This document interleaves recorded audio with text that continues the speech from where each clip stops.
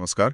आज हम भारत में हाल ही में हुई घरेलू हिंसा और हत्या की कुछ काफी परेशान करने वाली घटनाओं पर बात करेंगे। हाँ, ये कुछ ऐसे मामले हैं जिन पर वाकई ध्यान देने की जरूरत है। हमारे पास इनसे जुड़ी कुछ रिपोर्ट्स हैं, कुछ आर्टिकल्स हैं और हमारा मकसद है कि इन दुखद घटनाओं के पीछे क्या है, क्या कड़ियां जुड़ती हैं, इसे समझने की कोशिश करें। बिल्कुल, एक तरह से तह तक जाने की कोशिश। चलिए तो फिर शुरू करते हैं। पहला मामला उठाते हैं मेघालय का, जिसे हनीमून मर्डर भी कहा जा रहा है। हाँ, ये इंदौर के राजा रघुवंशी का मामला है।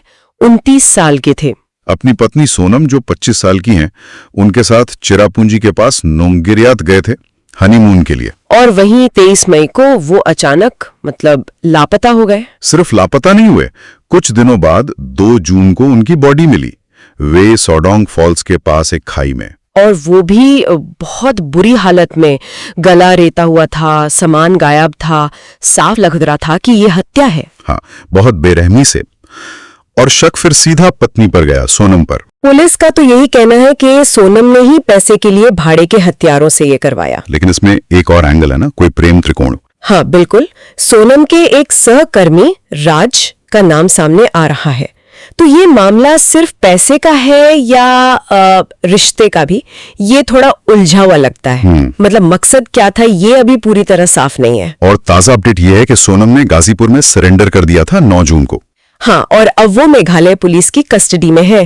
कोर्ट ने रिमांड भी बढ़ा दी है, सोनम की, उसके कथित प्रेमी की और जो हत्यारे पकड़े गए हैं उन सब की। तो जांच अभी चल रही है, काफी परतें खुल सकती हैं अभी। बिल्कुल, ये तो हुई मेघालय की बात, जहां एक सोची समझी साजिश नजर आती है। लेकिन असम वाला मामला वो अलग ही तरह से चौंकाता है। हाँ, असम के तमुलपुर की घटना, ये तो और भी विचलित करने वाली है। यहाँ विकास बिस्वास नाम के व्यक्ति पर आरोप है, करीब 35 साल का।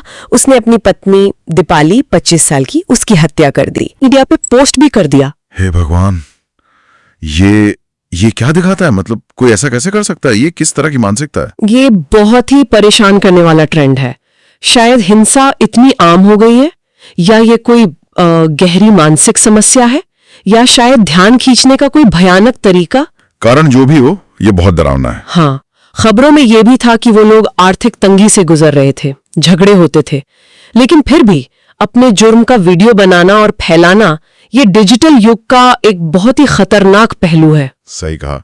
ये दिखाता है कि सोशल मीडिया का इस्तेमाल कैसे गलत तरीके से हो सकता है। बिल्कुल। वैसे इसी वीडियो की वजह से पुलिस फौरन हरकत में आ गई और विकास गिरफ्तार हो गया। तो एक तरफ ये सबूत भयावह है, दूसरी तरफ इसी ने न्याय प्रक्रिया तेज कर दी। हाँ, ये भी है।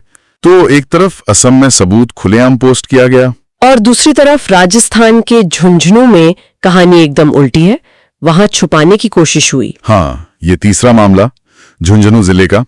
यहाँ 45 साल की पूनम और उसका प्रेमी है कृष्ण कुमार जाट, 31 साल का। इन दोनों पर आरोप है कि इन्होंने मिलकर पूनम के पति अनूप सिंह यादव, उनकी हत्या की। और तरीका क्या था? पहले शराब पिलाई? हाँ, कहा जा रहा है कि पहले शराब पिलाई और फिर हत्या कर दी, और उसके बाद लाश को ठिकाने लगाकर इसे एक्सीडेंट दिखाने की कोशिश की। पूरी प्लानिंग के साथ। बिल्कुल, ये एक ठंडे दिमाग से की गई साजिश लगती है।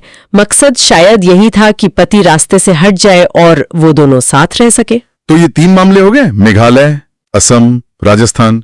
तीनों में पति पत्नी के बीच का मामला है, घरेलू हिंसा है। हाँ, और कुछ पैटर्न भी दिखते हैं, है ना? जैसे पहली बात तो ये कि ये सब घरेलू हिंसा के बहुत ही एक्सट्रीम केस हैं।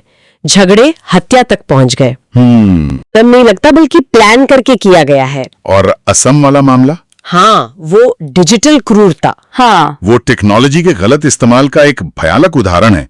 कैसे हिंसा को दिखाया जा रहा है, शायद नॉर्मलाइज करने की कोशिश भी हो। और मकसद वो भी अलग अलग है, कहीं पैसा, कहीं रिश्ता, कहीं तनाव। बिल्कुल, मकसद काफी उलझे हुए हैं। पैसा, प्रेम संबंध, शादी से छुटकारा, आर्थिक या मानसिक तनाव, अक्सर ये सब मिले जुले होते हैं। ये सब सुनकर वाकई लगता है कि जिन रिश्तों को हम सबसे करीब का मानते हैं, उनमें भी कितनी कड़वाहट और हिंसा भर सकती है। सही कहा। और ये मामले एक बहुत जरूरी सवाल खड़ा करते हैं। क्या? यही कि क्या ऐसी त्रासदियों से पहले कोई चेतावनी के संकेत होते हैं?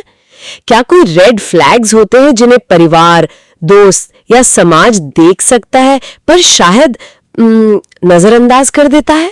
ये सोचने वाली बात है। और क्या इन संकेतों को समय पर पहचान कर कुछ किया जा सकता है? क्या हस्तक्षेप करके ऐसी घटनाओं को रोका जा सकता है? ये सवाल सिर्फ पुलिस या कानून का नहीं है, हम सबका है। इस पर गंभीरता से सोचने की जरूरत है।